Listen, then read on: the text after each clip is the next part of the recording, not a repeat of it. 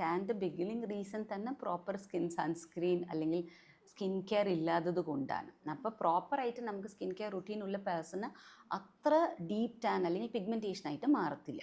പക്ഷെ നമ്മൾ already tan ഉണ്ട്, അങ്ങനെ ഒരു ക്ലയൻറ്റ് വന്നാൽ നമുക്ക് ഒരു പ്രൊസീജിയർ ചെയ്യാതെ നമുക്ക് റിസൾട്ട് ഒന്നും കൊടുക്കാൻ പറ്റത്തില്ല. അപ്പോൾ സ്കിൻ കെയർ റുട്ടീൻ എന്തായാലും വീൽ പുട്ട് ഒരു ആക്റ്റീവ് ഇൻഗ്രീഡിയൻസ് ഈ പറഞ്ഞ പോലെ ഒരു ഗ്ലൈക്കോളിക് ആസിഡ്, നിയാസിനമൈഡ് ഇങ്ങനത്തെ ഏതെങ്കിലും രാത്രി പുരട്ടുന്ന ഒരു പ്രോഡക്ട്സ് ക്രീമായിട്ടോ ജെല്ലായിട്ടോ സെറംസ് ആയിട്ടോ നമുക്ക് റെഗുലറായിട്ട് പുരട്ടാൻ വേണ്ടി കൊടുക്കും. 1 month അല്ലെങ്കിൽ 2 months എടുക്കും ഇതിൻ്റെ റിസൾട്ട് കാണാൻ വേണ്ടി. ഇതിൽ തന്നെ നമുക്ക് ടാൻ മാറി കിട്ടിയ, യൂഷ്വലി മാറാറുണ്ട് ചിലർക്ക്, പക്ഷെ കുറച്ച് ആൾക്കാർക്കൊക്കെ ഒരു 50-60% ഒക്കെ മാറും. പക്ഷേ ടാൻ ഉള്ള പേഴ്സൺ ഹൈഡ്രോഫേഷ്യൽ മാത്രം ചെയ്തിട്ട് അതൊരു പിഗ്മെൻറ്റേഷൻ പോകാൻ പോകുന്നില്ല. ഹൈഡ്രോഫേഷ്യൽ ബേസിക്കലി ഒരു ഡ്രൈ സെൻസിറ്റീവ് പേഴ്സണിന് ഒരു ക്വിക്കായിട്ട് ഒരു റിസൾട്ട് കൊടുക്കാൻ അല്ലെങ്കിൽ ഒരു ഇൻസ്റ്റൻ്റ് ആയിട്ട് നാളെ ഫംഗ്ഷൻ ഉണ്ട്, അക്കേഷൻ ഉണ്ട്, അതിനൊക്കെ നമുക്ക് പോയി ഹൈഡ്രോഫേഷ്യലൊക്കെ ചെയ്യാം.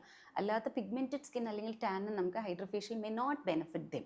അപ്പോൾ ആക്റ്റീവ് ഇൻഗ്രീഡിയൻസ് എന്തായാലും ആവശ്യം വരും. അപ്പോൾ സ്കിൻ കെയർ റുട്ടീനിൽ സൺസ്ക്രീനിൻ്റെ ഒപ്പം we should include all these products. അതല്ലാത്ത best option would be chemical peeling. അപ്പോൾ ഒരു ക്ലൈൻറ്റ് ടാൻ ഓർ പിഗ്മെൻറ്റേഷനോട് എൻ്റെ അടുത്ത് വന്നാൽ I would always suggest them to do a chemical peeling rather than hydrofacial.